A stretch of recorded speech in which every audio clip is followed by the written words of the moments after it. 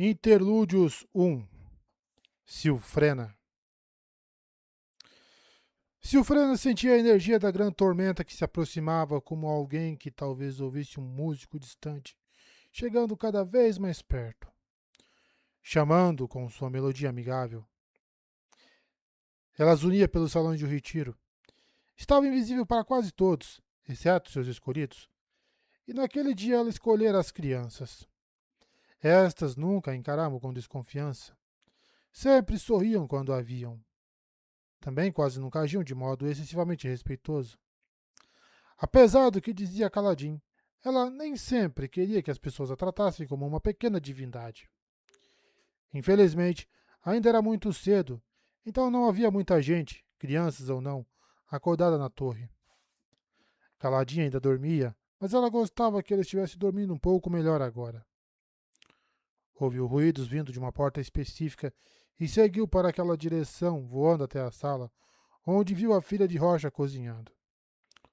Os outros a chamavam de Corda, mas seu nome verdadeiro, Rualinan Lunanaki Akilu, era muito mais bonito, impronunciável. Era um poema sobre um anel de casamento. Corda merecia um nome bonito. Ela era tão diferente dos aletianos, mais robusta, uma pessoa que não seria levada por uma tempestade, como se fosse feita de bronze, uma cor sutilmente refletida pelo seu tom de pele. E aquele belo cabelo vermelho era diferente do de Shallan. O cabelo de Corda era de uma cor mais parecida com ferrugem, de um tom mais escuro e profundo. Ela usava um rabo de cavalo preso com uma fita. Ela viu Sil, naturalmente. Havia herdado o dom do pai de conseguir ver todos os esprenos. Ela fez uma pausa, de cabeça baixa, e tocou um ombro, depois o outro, então a própria testa. Separou as fatias do tubérculo que tinha cortado e as dispôs em uma pilha organizada na bancada. Uma oferenda para Sil. Aquilo era bobagem, já que Sil não comia. Mesmo assim, ela se transformou em um tubérculo e rolou pela bancada para agradecer. Mas aquela música, a tempestade, ela mal conseguia se conter. Estava chegando. Rolou para fora da bancada e voou para perto para examinar a armadura fractal de corda que estava empilhada em um canto. A jovem Papaguampas nunca se afastava dela. Tinha sido a primeira do seu povo em, bem, muito, muito tempo a obter uma fractal. Era uma armadura bonita. Talvez Sil devesse detestá-la como detestava as espadas fractais, mas não era o caso. A armadura era meio que um cadáver. Tudo bem, muitos cadáveres, mas não tão ofensivo. A diferença, ela supunha, era a atitude. Ela podia sentir contentamento, não dor, vindo da armadura. Corda começou a fazer barulho com a panela e Sil uniu de volta para espiar o que estava sendo jogado na água. Às vezes, sentia que tinha dois cérebros. Um deles era o responsável que a levara a desafiar os outros desprenos de honra e o pai ao procurar Caladim e formar um laço com o Radiante. Era o cérebro que ela queria que a controlasse. Ele ligava para coisas importantes, pessoas, o destino do mundo, descobrir o que realmente significava ser de honra. Mas também tinha um outro cérebro, aquele que era fascinado pelo mundo, o cérebro que agia como se pertencesse a uma criancinha. Um barulho alto? Melhor ver o que está causando isso. Música no horizonte? Voe de um lado para outro, cheio de ansiedade. Um caranguejo estranho na parede? Imite a forma dele, rasteje por aí para saber qual é a sensação. Pensamentos a bombardeavam. Como era ser um tubérculo sendo cortado? Quanto tempo Rocha e Canção haviam levado para escolher o nome de corda? Será que deveria ter um nome que era um poema? Talvez os Papaguampas tivessem um nome para ela. Será que tinham nomes para todos os esprenos ou apenas para os importantes? E assim por diante, sem nunca parar. Ela sabia lidar com isso, sempre soubera. Mas não era uma coisa de esprenos de honra. Os outros não eram como ela, exceto, talvez, Rua. Baforadas de vapor se elevavam da panela no fogo e Sil assumiu a mesma forma. Uma baforada de fumaça se elevando até o teto. Quando ficou entediada, o que levou poucos segundos, ela acendeu no ar para escutar a música. A tempestade ainda não estava perto o bastante. Não daria para vê-la. Ainda assim, saiu zunindo para a sacada e voou ao longo do exterior da torre, à procura do quarto de Caladim. A torre estava morta. Ela mal se lembrava de como era antes, quando havia se conectado ao seu maravilhoso cavaleiro idoso. Ele havia passado a maior parte da vida viajando para pequenas vilas, usando-a como uma espada fractal para cortar cisternas ou aquedutos para as pessoas. Ela se lembrava de ir para o retiro com ele uma vez, e a torre brilhava, cheia de luzes, mas era um tipo estranho de luz. Parou no ar, percebendo que havia voado até o 17º andar. Esprena tola.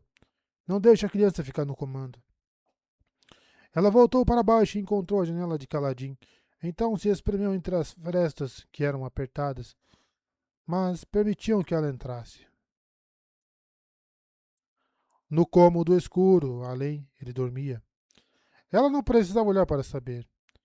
Teria sentido se ele houvesse acordado. Mas ele também tem dois cérebros, pensou ela. Um cérebro claro e um cérebro escuro, sombrio. Queria compreender. Caladim precisava de ajuda. Talvez aquele novo dever fosse ser tudo de que ele necessitava. Ela torcia muito para que fosse, mas ficava com medo do contrário. Ele precisava da ajuda dela e ela não podia conceder. Ela não compreendia. A tempestade. A tempestade tinha chegado. Ela se esgueirou de volta para fora, embora o cérebro responsável conseguisse manter a atenção. Caladim. Ela precisava ajudar Caladim. Talvez ele ficasse satisfeito como cirurgião, e seria bom para ele ter mais que matar, não ter mais que matar. Contudo, havia um motivo para que ele tivesse tido dificuldades ao exercer aquele papel no passado. Ele continuaria tendo o cérebro sombrio. Aquela não era a solução. Ele precisava de uma solução. Fixou-se naquela ideia, sem deixar que desaparecesse como vapor subindo de um caldeirão. Continuou pensando naquilo mesmo quando o paredão chegou, varrendo a base da torre vindo do leste. Centenas de esprenos de vento viam à frente uma multidão de formas. Ela se juntou a eles, gargalhando e tomando a mesma forma. Adorava seus priminhos, a alegria e a empolgação simples deles. Como sempre, pequenos pensamentos a bombardeavam enquanto ela voava entre eles, acenando, sorrindo e mudando de forma sem parar. Esprenos de honra. Todos os esprenos inteligentes eram novidade em Rochar.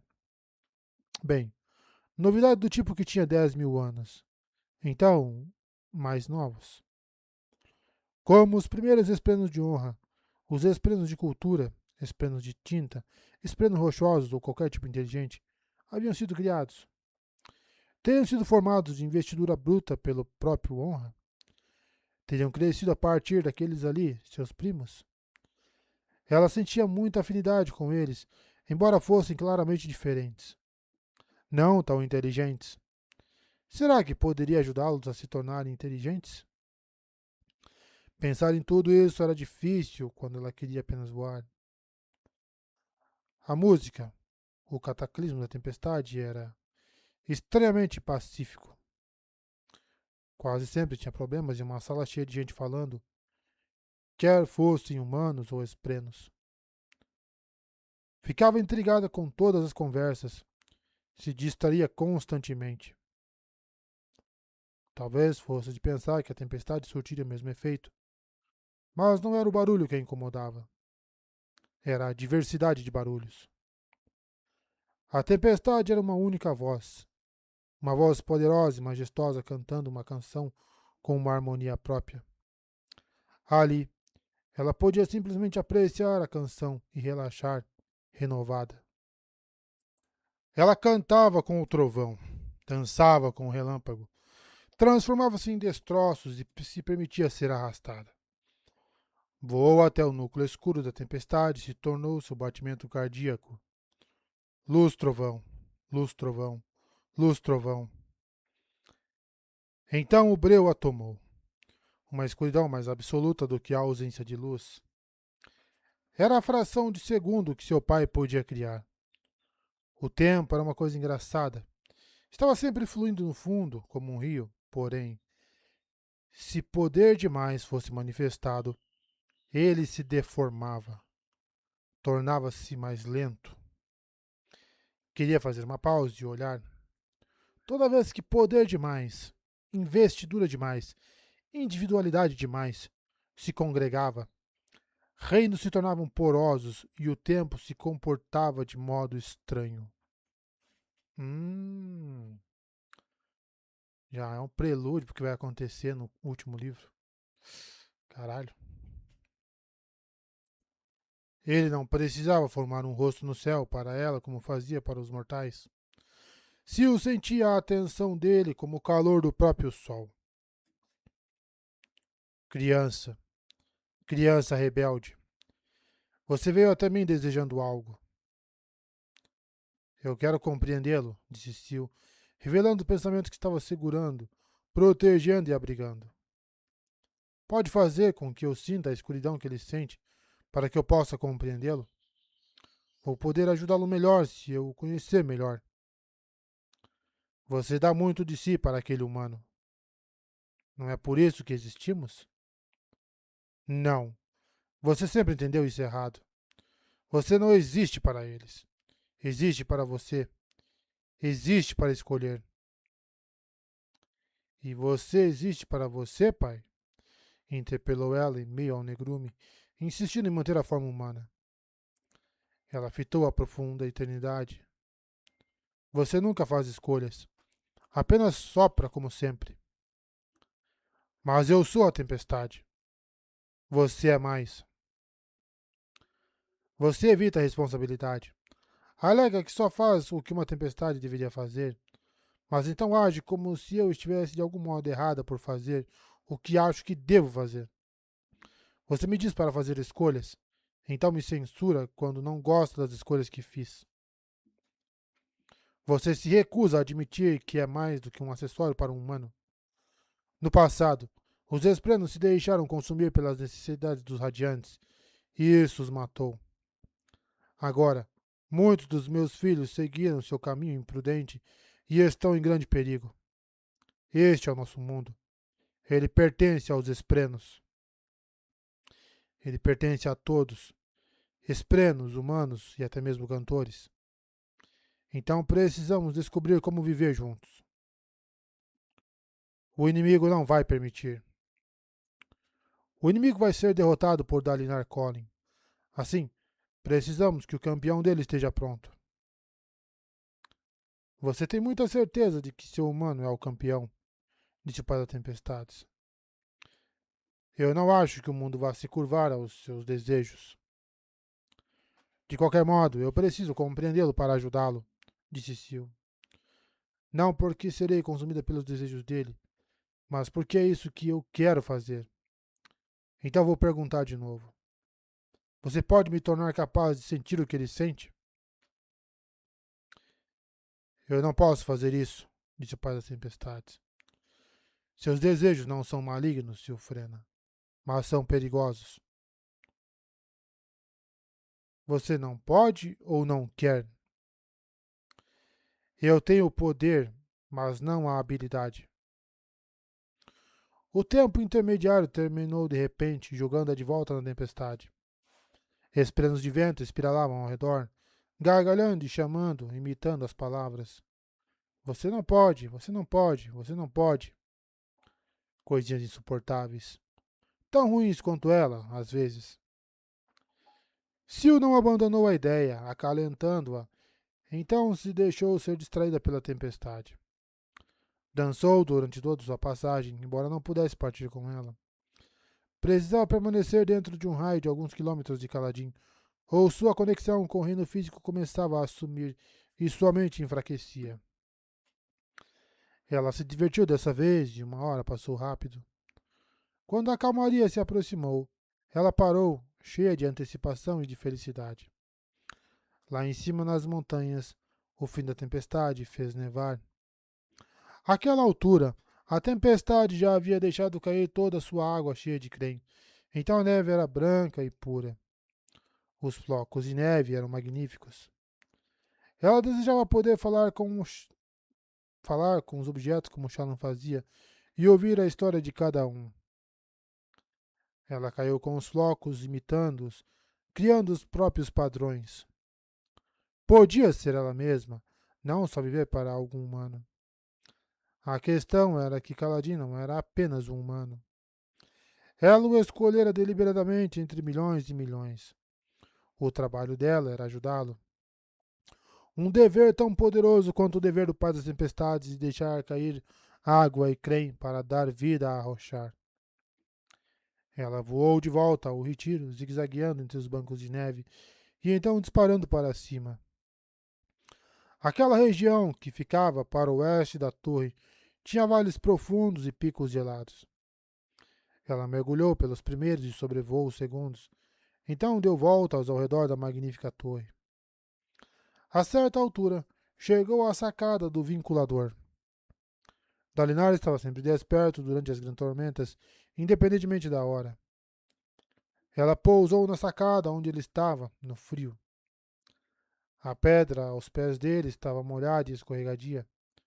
Naquele dia, a grande tormenta fora alto bastante para acertar os andares inferiores da torre. Ela nunca vira chegar até o topo, mas esperava que isso acontecesse algum dia. Seria diferente. Ela se tornou visível para Dalinar, mas ele não se sobressaltou, como os humanos às vezes faziam quando ela aparecia. Sil não compreendia por que eles faziam isso. Não estava acostumado com espíritos aparecendo e sumindo o tempo todo por aí. Os humanos eram como tempestades, ímãs para todos os tipos de esplêndidos. Pareciam considerá-la mais perturbadora do que um esplêndido de glória. Sil achava melhor considerar isto um elogio. Apreciou sua tempestade, filha antiga? Perguntou Dalinar. Apreciei nossa tempestade, embora o bobalhão do Kaladin tenha dormido o tempo todo. Ótimo. Ele precisa de mais descanso. Ela deu um passo em direção a Dalinar. Obrigada pelo que fez, por forçá-lo a mudar. Ele estava preso, fazendo o que sentia que tinha que fazer, mas cada vez mais sombrio. Todo soldado chega a um ponto em que precisa pousar a espada. Parte do trabalho de um comandante é estar atento aos sinais. Ele é diferente, não é? Pior, porque a mente dele luta contra ele. Diferente, sim, disse Dalinar, inclinando-se sobre o parapeito. Mas quem pode dizer o que é pior ou melhor? Cada um de nós tem os próprios esvaziadores para matar, luminosa Silfrena. Ninguém pode julgar o coração nem os testes de outra pessoa, pois ninguém sabe quais são. Eu quero tentar. O pai das tempestades deu a entender que há uma maneira. Você pode me fazer compreender as emoções de Kaladin? Pode me fazer sentir o que ele está sentindo? Eu não tenho ideia de como fazer algo assim, respondeu Dalinar. Ele e eu temos um laço. Você deve conseguir usar seus poderes para aprimorar esse laço, fortalecê-lo. Dalinar juntou as mãos sobre a cantaria à sua frente. Não levantou objeções ao pedido. Não era do tipo que rejeitava qualquer ideia de imediato. O que você sabe sobre os meus poderes? Foram suas habilidades que fizeram o Sacro Pacto original. E elas existiam e foram nomeadas muito antes da fundação dos Cavaleiros Radiantes. Um vinculador conectou os arautos a Braze, os tornou imortais e prendeu nossos inimigos. Um vinculador vinculou os outros fluxos e trouxe os humanos para Rochar, abandonando o mundo moribundo deles. Um vinculador criou, ou pelo menos descobriu, o laço de Nael. A habilidade de esprenos e humanos se juntarem para criar algo melhor. Você conecta coisas, Dalinar. Reinos, ideias, pessoas. Ele observou a paisagem gelada, recém-pintada de neve. Sil pensou que já sabia a resposta pela maneira como ele respirou e firmou a mandíbula antes de falar. Mesmo que eu pudesse fazer isso, não seria certo. Ela se tornou uma pequena pilha de folhas, desintegrando-se e movendo-se ao vento. Então nunca vou conseguir ajudá-lo. É sempre possível ajudar, mesmo sem saber exatamente o que ele está sentindo. Você pode ser um apoio para ele. Eu tento. Às vezes, ele parece não querer nem a mim. É provavelmente quando ele mais precisa de você. Não temos como conhecer o coração de outro homem, luminosa Silfrena, mas todos nós sabemos como é viver e sentir dor. Esse é o conselho que eu teria dado a outra pessoa, mas não sei se ele se aplica a você.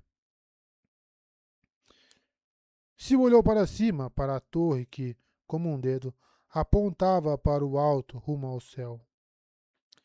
Eu tive outro cavaleiro no passado.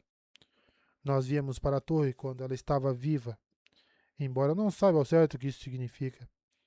Eu perdi memórias durante a dor. Que dor? Que sofrimento sente um espreno? Ele morreu, meu cavaleiro relador. Ele quis lutar, apesar da idade. Ele não devia ter ido. Quando morreu, doeu muito. Me senti sozinha. Tão sozinha que comecei a ficar à deriva. Dalinara sentiu. Suspeito que Kaladin sinta algo parecido, embora, pelo que ouvi sobre sua doença, ela não pareça ter uma causa específica. Às vezes, ele começa a ficar à deriva, como você disse. O cérebro sombrio, disse ela, com um termo apropriado. Eu já posso compreender Kaladin, pensou ela. Eu mesma tive um cérebro sombrio por algum tempo. Precisava se lembrar de como havia sido. Percebeu que seu cérebro responsável e seu cérebro de criança haviam se alinhado ao tentar esquecer aquela parte de sua vida. Mas era Sil quem estava no controle, e não esses cérebros. E talvez, caso se lembrasse de como havia se sentido naqueles antigos dias sombrios, pudesse ajudar Kaladin nos dias sombrios dele. Obrigada, disse ela a Dalinar, enquanto um grupo de esprenos de vento passava. Ela ficou olhando para eles e, dessa vez, não sentiu muita vontade de persegui-los. Acho que você ajudou.